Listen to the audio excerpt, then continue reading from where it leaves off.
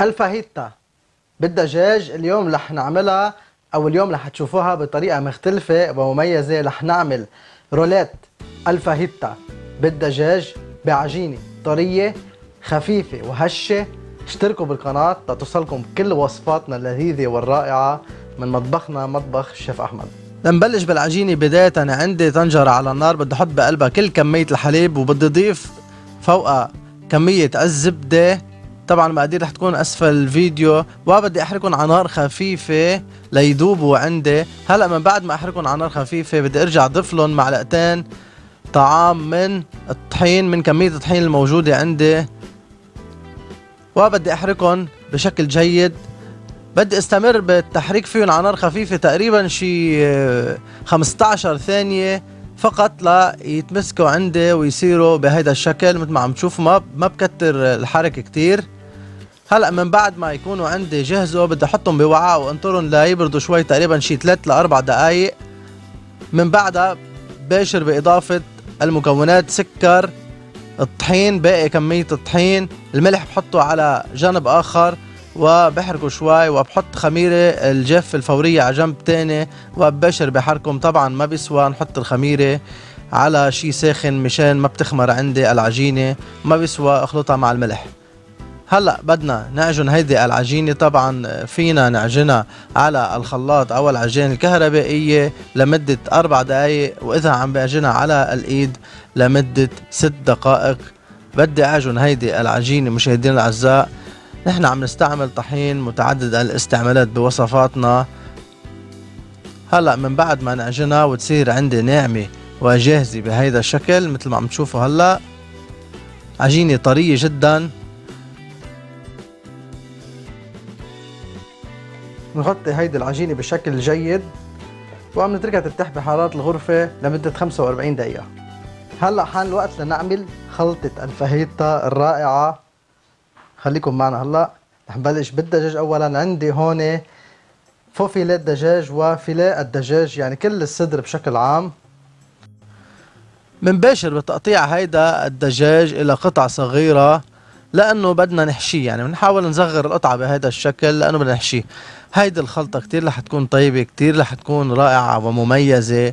طبعا فيكن تعملوها ولو بتاخد لها شويه وقت، فيكن تجهزوها وتعطوها لاولادكم على المدرسه يوميا. شيء طيب كتير ورح يحبوها، خاصه بعض الاولاد ما بيحبوا احيانا ياكلوا شو من كان او بيزهقوا من الاكل المعتاد. هيدي الوصفه كتير مهمه للمدارس للجامعات والعمل. شيء رائع جدا. فليفله حمراء وخضراء بنقطعهم بنضيفهم فوق هيدا الدجاج، وعندي بصل كمان رح اقطعه جوانح ونضيفه ايضا فوق هيدي الخلطه. هلا اليوم انا رح استعمل الذره، رح اضيف الذره على الفاهيتا لانه حشوه.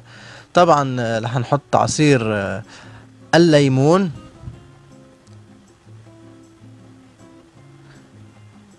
وهلا بنضيف الذره، وهيدي اختياريه حسب رغبتكم بس انا لقيتها جيده. بنضيف الزيت النباتي، ومن بعدها عندي شطه حره، اي نوع شطه فيكم تستعملوا. نستعمل صويا صوص المعتدله يعني ما تكون كتير مالحه. وبدي ارجع اضيف الثوم. من بعد ما اضيف الثوم بضيف البابريكا اللي هي الفليفل المجفف المطحونه، والفلفل الاحمر الخشن، الكمون والفلفل الابيض والملح. بخلط هيدي المكونات مع بعضها بشكل جيد وبنقعها على الاقل لمده ساعه، وفي انقعها ليله كامله داخل الثلاجه يعني البراد مكان التبريد. هلا بمقلايه حاميه على النار بدي اقلي هيدي الخلطه بدون اضافه الزيت لانه في زيت موجود عندي بالخلطه. بقليها على نار قويه، برجع بعدين بخفف النار. من بعد ما خفف النار اكيد بدي ارجع غطيها واتركها تقريبا شي 6-7 دقائق على نار خفيفه لتستوي عندي. في شغله او ملاحظه مهمه، انا سخنت الخليط، حطيته بالوعاء، تركته شوي يفتر عندي، حطيت المكونات، حطيت طحين، حطيت الخميره اخر شيء فوق الطحين. ليه؟ ما بيسوى احط الخميره على مكون سخن كتير لانه ما بتعود تتفاعل، عشان ما حدا يتفاجئ يحطها ويقول ليش ما خمرت عندي العجينه. بيكون هيدا السبب الاساسي. هيدي هلا عجينتنا خمرت وصارت جاهزه عندي. بدنا نرقها، ما في حاجه نرقها كتير سميكه ولا كتير ريا. هلا رح تشوفوا عندي السماكه المطلوبه لهيدي العجينة اللي رح نحشيها بحشوة الفاهيتا الرائعة. طبعا هيدي الريسيبي او هيدي الوصفة بتصلح للمدارس لأولادكم، فيكم تحضروها قبل النهار وتبعتوها على المدرسة او للعمل، وايضا للي عم يتعلموا بالجامعات. عن جد طيبة كتير وبتسلي. هلأ بدنا نوزع هيدي الخلطة على طول العجينة، تقريبا بحاول انه تكون نفس المستوى علشان بس لف العجينة ما يطلع قطعة اضخم من قطعة، يعني هيدي شكل تقريبي عم اقول انا. منوزعها على طول الخلطة وبنحاول نقرب لعنا بالحشوة لانه بدنا نلفها ونبعد عن الجوانب. وايضا هلا بدنا نضيف جبنه الموتزاريلا، فيكم تستعملوا جبنه شيدر مع جبنه الموتزاريلا كمان، بيكون كتير حسب رغبتكم يعني، بس بتقوى الطعمه. وهيدا بنرجع بنقول حسب الرغبه. هلا بدنا ندهن هيدي العجينه بالماء، الماء البارد مشان تلتصق عندي.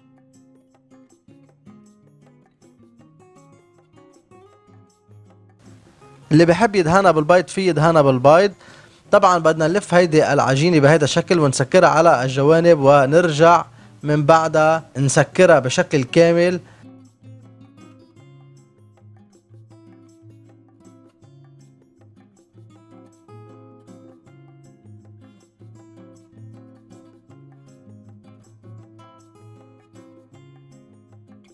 بدي رشها بالزيت وادهنها بالزيت، وهيدي الشغله حسب رغبتكم، ولكن انا لقيت انه بتعطيها شوي هيك لون احمرار من الخارج حلو كتير. بدهنها بالزيت، فيكم تدهنوها بالبيض على فكرة كمان حسب رغبتكم. بقصن تقريبا بحجم قد بعض،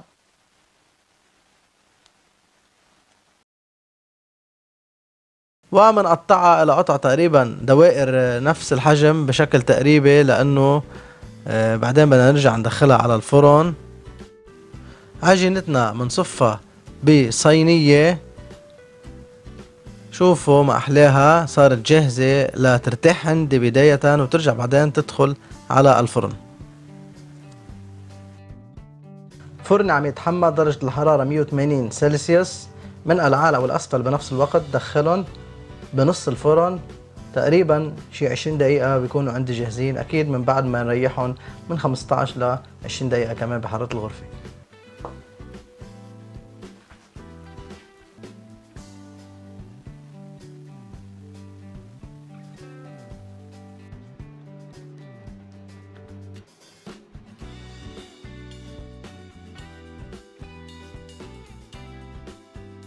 هلا هي سخنة مثل النار بعدها، شوفوا من تحت شي رائع. بسم الله، سخنة.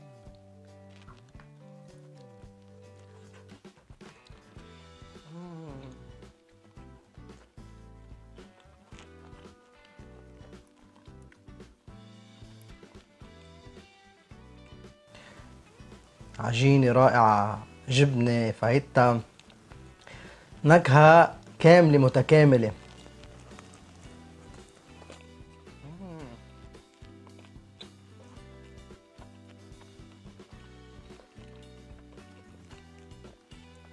سخنة مثل النار بس ولكن تستاهل تجربوها، رائعة جدا مشاهدينا الأعزاء. العجينة طرية، محمرة من الخارج، 20 دقيقة كفوا وفوا بقلب الفرن. خمرناها كمان، ريحناها قبل الفرن 20 دقيقة مزبوط. شي رائع. الحشوة كتير كتير طيبة، كميات الجبنة مع كميات الفاهيتا مع العجينة كلياته بيطلع ممتاز. طبعا مش المهم انه نحن نحشي الشغلة، المهم نعرف قديش الكميات اللي بدنا نحشيها لناخد نتيجة مميزة. وهيدي سر الخبرة بالأكل بعد حسن التذوق او حسن حاسة التذوق عند اللي عم يعمل اكل.